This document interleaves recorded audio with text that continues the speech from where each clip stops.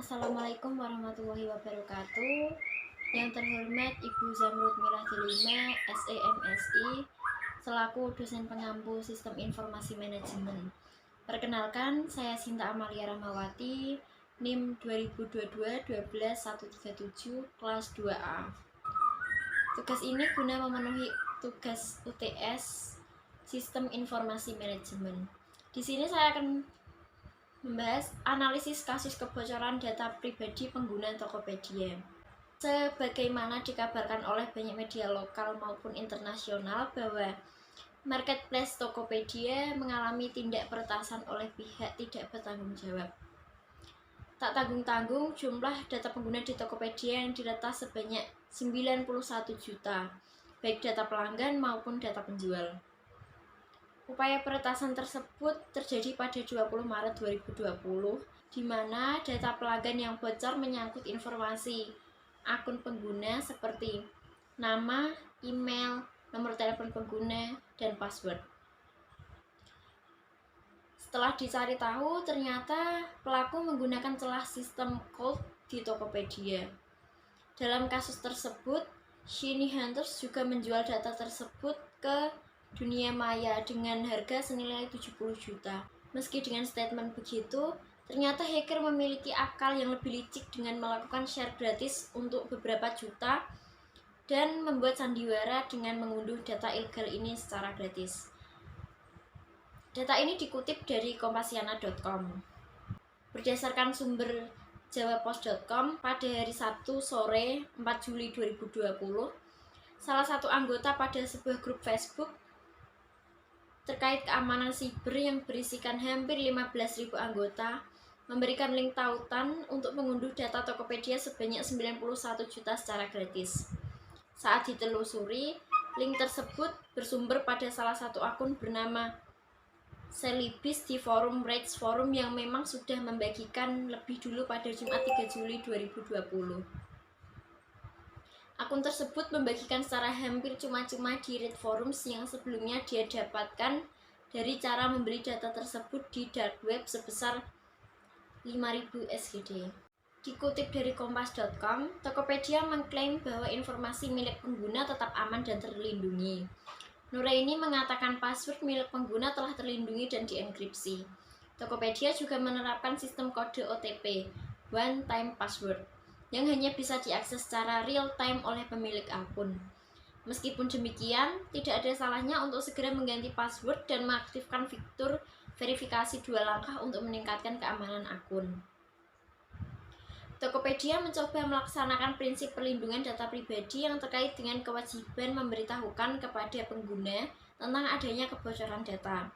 Namun, pada pemberitahuan tersebut, Tokopedia tidak memenuhi syarat-syarat yang telah ditentukan oleh 124 peraturan perundang-undangan, yaitu Tokopedia tidak menyebutkan secara spesifik tentang alasan dan penyebab terjadinya kegagalan pelindungan data pribadi.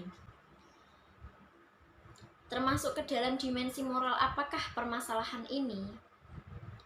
Kasus di atas termasuk dalam dimensi moral tentang akuntabilitas dan pengendalian yang dimana berkaitan dengan undang-undang privasi individu, di mana teknologi informasi baru yang membawa tantangan bagi undang-undang liabilitas dan dalam praktik sosial untuk menuntut tanggung jawab perorangan dan organisasi atas bahaya-bahaya yang terjadi dari informasi serta hak-hak pribadi. Seperti kasus di atas, kita memiliki data pribadi di Tokopedia seperti email, nomor handphone, serta password. Bagaimana seharusnya Tokopedia melindungi data-data pribadi pengguna agar tidak terjadi kebocoran data pada tahun 2020, seperti pada tahun 2020. Sekarang Tokopedia lebih waspada agar kejadian tersebut tidak terulang lagi. Tokopedia membuat kebijakan agar pengguna mengganti password secara berkala demi keamanan data serta tidak memberi data OTP kepada siapapun dengan alasan apapun. Tokopedia memastikan tidak ada kebocoran data pembayaran. Seluruh transaksi dengan semua metode pembayaran, termasuk informasi kartu debit, kartu kredit, dan OVO di Tokopedia tetap terjaga keamanannya. Tanggung jawab dari pihak Tokopedia atas bocornya data pribadi konsumen berdasar pada Undang-Undang ITE dan aturan terkait. Pihak Tokopedia pun telah mengupayakan bermacam-macam cara demi memberikan perlindungan terhadap sistem elektronik mereka dan mengaplikasikan manajemen risiko berdasarkan peraturan perundang-undangan. Apakah peraturan yang berlaku di Indonesia dapat melindungi hak korban dari permasalahan isu sosial dalam sistem informasi tersebut? Undang-Undang Nomor 27 Tahun 2022 tentang Perlindungan Data Pribadi mengatur bahwa orang perorangan, termasuk yang melakukan kegiatan bisnis atau e-commerce di rumah, dapat dikategorikan sebagai pengendali data pribadi, sehingga ia bertanggung jawab secara hukum atas pemrosesan data pribadi yang diselenggarakannya dan memenuhi ketentuan yang ada dalam UU PDP. Perusahaan yang mengakses dan membocorkan data pribadi pelanggan dapat terancam denda besar hingga perampasan keuntungan. Apabila ada korporasi, orang-orang dan korporasi yang menggunakan data pribadi secara ilegal, maka sanksi jauh lebih berat berupa perampasan seluruh kegiatannya yang terkait manfaat ekonomi atas pribadi. Pasal 65 ayat 1 UU PDP. Setiap orang dilarang secara melawan hukum memperoleh atau mengumpulkan data pribadi yang bukan miliknya dengan maksud untuk menguntungkan diri sendiri atau orang lain yang dapat mengakibatkan kerugian subjek data pribadi. Pasal 30 ayat 3 UU ITE. Setiap orang dengan sengaja dan tanpa hak atau melawan hukum mengakses komputer dan atau sistem elektronik dengan cara apapun dengan melanggar, menerobos, melampaui atau menjebol sistem pengamanan. Pasal 43 ayat 2 UU ITE.